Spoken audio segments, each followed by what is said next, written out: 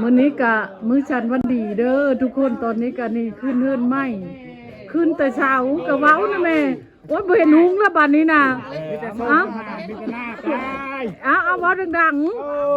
ๆอับไส้นะแม่โคมนะคือว่าบ่มีโคมเลย มันบ่แจ้งมื้อจบบ่ดีเด้อมื้อนี้น่ะมื้อเพื่อนกันอย่างนี้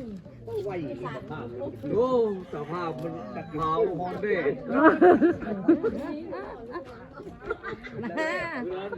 ไปทางหน้าพูดกันว้าว เพิ่นชุบเพิ่นงามเลยเพิ่นคำเพิ่นคูนเลยว่าเฮ้ยหลังเลยเนาะมารอบเนื้อตาจุ๊บๆงามๆอยู่ดีร้องอ่ะน่าเฮ้ยอันนี้ศาสตร์พุ่งพวกกันเพื่อนใหม่มาไปเรื่องเดินซ่านแล้วก็อยู่ไปตาได้ขึ้นยืนเบื้องแหนแบบนี้มืดได้มืดมาพี่มาสิยังเองเนาะมันบ่เห็นหุงสามห่อบ่ตายไฟฉายนั่นแหละคือบ่ตายที่นี่น่ะนั่นแหละตาพามเพิ่นสิเห็นหุงน่ะจุ๊บๆงามๆแบบนี้เพื่อนยืนหาบเพื่อนคำเพื่อนคูณ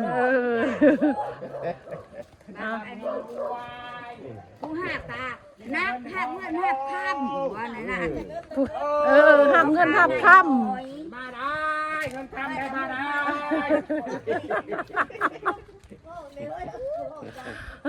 หับเงินหับค่ำมาแล้วเด้อ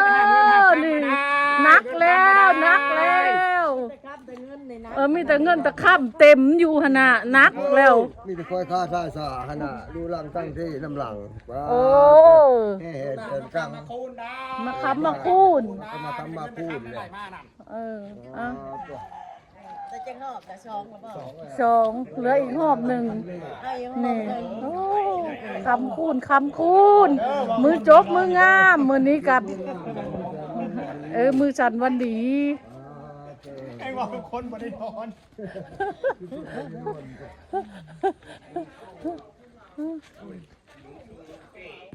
ตอนนี้เฮาก็สิขึ้นแล้วได้พี่น้องเอ้ยนี่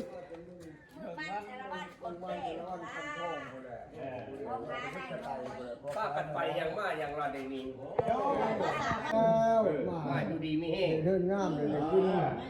เอาทำน้ำพึ่งมาอยู่ดีมีเฮงมาอยู่ดีมีเฮงดินมาหังมามีมาเอาแต่ว่ามาหังมามีมาลำมาลุยมาอยู่ดีมีเฮงกับเชิญเลยเนาะ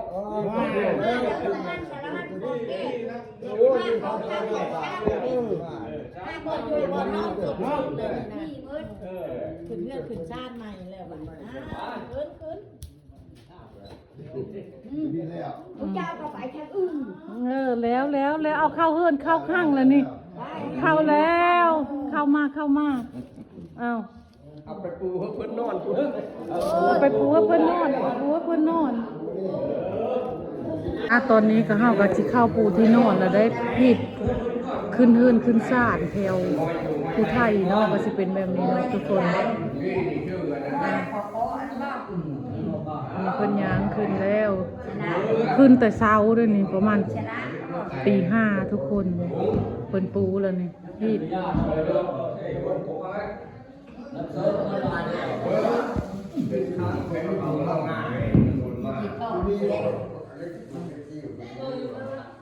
นี่บ่ว่าโอยมันมา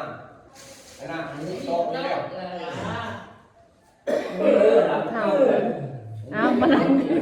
มาช้านี่มาช้าได้นี่ได้3 รอบเลยนะ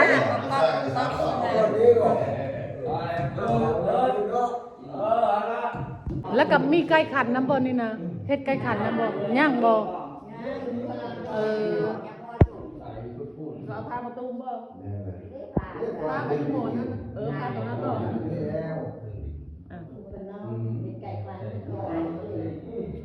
เพื่อจะนอนโอ้ยมันเป็นกระต่ายเลยนอน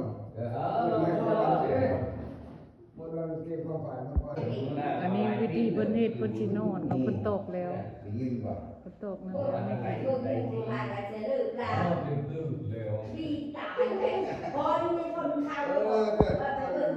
เอานอน อนเฮือนดีเฮือนงามจบงามแล้วเด้วันนี้เอา นี่เราไปดูมานี่ได้ ไปเอาไปสิเป็นไก่โอ้นี่กำลังนอนทุกคนนี่คนเฮ็ดที่เนาะคนพิธีเพิ่นนอนเดี๋ยวสิถ่ายให้เบิ่งอีกเนาะ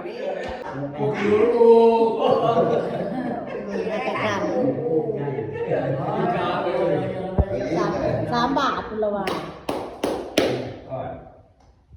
กิโลลูก ไก่ผู้ใหญ่ไก่ผู้ใหญ่มันบ่ตื่นอยู่บ่ไก่ขันดังแล้วเด้อ ขาดเธอได้ สามเธอบ่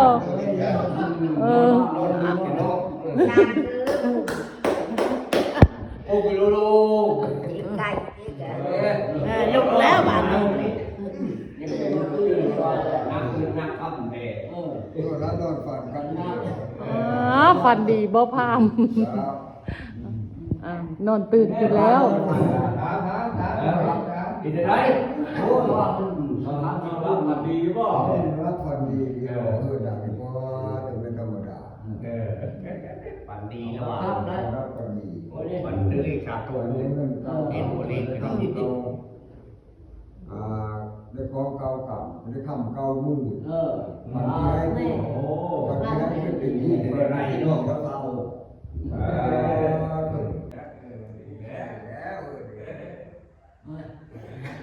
ดี ดีอยู่เนาะ มันเป็นที่สาเราชุ่มเย็นว่าจะตัด ขาดเนาะ ที่บริการตรงนี้แล้วเป็นคนที่มันทุกกันดีก็ ยก ไฟใจอยู่ลึก ดีงามเลยเด้มื้อจบมื้องามเลยเด้ มาดูสับปะกินดู หาน้ำมาได้ข้าวแล้ว เข้ามาฮับเพิ่นแหละเพิ่นมาไก่ได้หมูไม่น่าเพิ่นมาครับคุณของมาเมื่อน่ะ การรักษากันไม่เป็นไรหน้าบุญมาก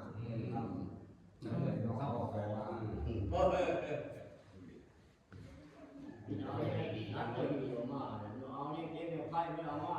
พ่อแนวได้เล่นดีๆทั้งหมด แนวคำแนวคูดมีต้นโกยต้นอ้อยนำทุกคนนี่อันนี้มีข้าวเปิดข้าวสารผลไม้9อย่างเนาะมะพร้าวอันนี้อันนั้นเพิ่นใบคูนใบย่อแล้วก็มีหม้อน้ำด้วยทุกคนนี่หม้อน้ำเนาะมองเพิ่นขึ้นหื่นเนาะขึ้นหื่นไหมอันนี้ก็ผู้เฒ่าเพิ่นมาแต่เช้าๆนี่เอาข้าวมาให้พระกินก็ได้ตื่นมาแล้วก็กินข้าวกินน้ำเอามากินข้าวมากินข้าวหาป่ามากิน พอกินเป็นตัวเป็นโครงคุณภาพนี่แหละว่าผู้สูงเย็นมีอุดมสมบูรณ์ อ้าวกิน นี่นะก็ได้กินมาเลยละนอกมากเป็นตัวจอกกิน กินฮะ วันใดนะเนาะ มันแต่เช้าพูดดีเอากินนั่งเอา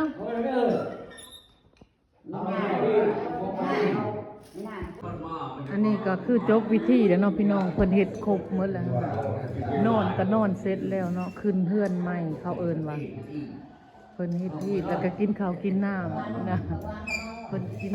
น้ำกินข้าวเสร็จวิธีเรียบร้อยแม่นบ่ต่อไปก็มีแต่ม้วนนะบัดนี้ มันเสร็จแล้วเนาะนี่ม้วนมันเสร็จเรียบร้อยแล้วนี่คือท่านเฮาก็สิจบคลิปเท่านี้เนาะพบกันคลิปต่อไปเดี๋ยวสิถ่ายให้เบิ่งเนาะทุกคนเนาะ